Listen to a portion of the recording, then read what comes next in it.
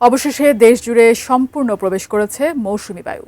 আগামী দিনগুলোতে বৃষ্টিপাতের প্রবণতা আরও বৃদ্ধি পাওয়ার সম্ভাবনা রয়েছে। এমন পরিস্থিতিতে সারা দেশে টানা ঝড়সহ বৃষ্টির পূর্বাভাস দিয়েছে আবহাওয়া অধিদপ্তর। সেই সঙ্গে রাতের মধ্যেই দেশের বেশিরভাগ অঞ্চলে ঝড় আঘাত হানার সম্ভাবনা রয়েছে। এরই প্রেক্ষিতে নদী বন্দরে জারি করা হয়েছে সতর্কতা। বিস্তারিত জানাচ্ছেন শেখ ফরিদ।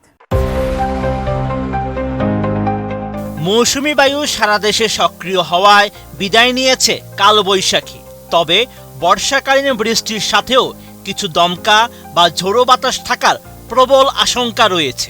মৌসুমী বায়ুর প্রভাবে রাতের মধ্যে দেশের বেশিরভাগ জেলাতেই বজ্রসহ বৃষ্টির সম্ভাবনা রয়েছে, এমনটাই জানিয়েছে বেসরকারি আবহাওয়া সংস্থা বাংলাদেশ ওয়েদার অবজারভেশন টিম। তবে আবহাওয়া অধিদপ্তর জানিয়েছে রাতের মধ্যে দেশের ১৩ অঞ্চলের উপর দিয়ে ঘন্টায় সর্বোচ্চ ৬০ কিলোমিটার বেগে ঝড় বয়ে যাওয়ার পাশাপাশি বজ্রসহ বৃষ্টিপাতের সম্ভাবনা রয়েছে। ১২ই জুন রাত ১টা পর্যন্ত দেশের অভ্যন্তরীণ নদীবন্দরগুলোর জন্য দেওয়া এক সতর্ক বার্তায় এমনটাই জানিয়েছে সংস্থাটি। সঠিক প্যাড আর সঠিক তথ্য দিয়ে এসব সামলে নিব এক হয়ে। Monalisa sanitary napkin.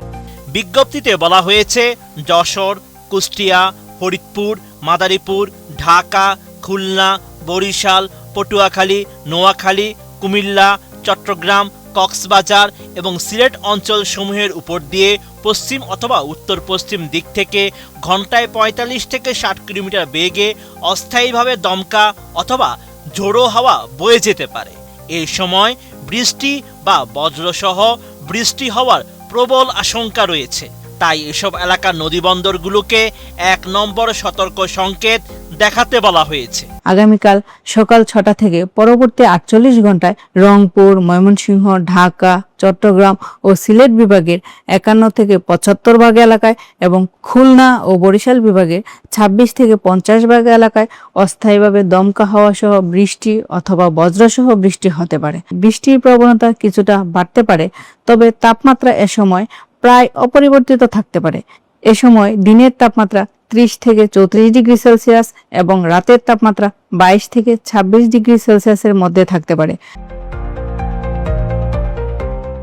আবহাওয়ার আগামী ৭২ ঘন্টার পূর্বাভাসে বলা হয়েছে ১৩ই জুন সকাল ৯টা থেকে পরবর্তী ২৪ ঘন্টায় রংপুর, ঢাকা, ময়মনসিংহ ও সিলেট বিভাগের অনেক জায়গায় এবং রাজশাহী, খুলনা, বরিশাল ও চট্টগ্রাম বিভাগের কিছু কিছু জায়গায় অস্থায়ীভাবে দমকা হাওয়া সহ হালকা থেকে মাঝারি ধরনের বৃষ্টি বা বজ্রসহ বৃষ্টি হতে পারে।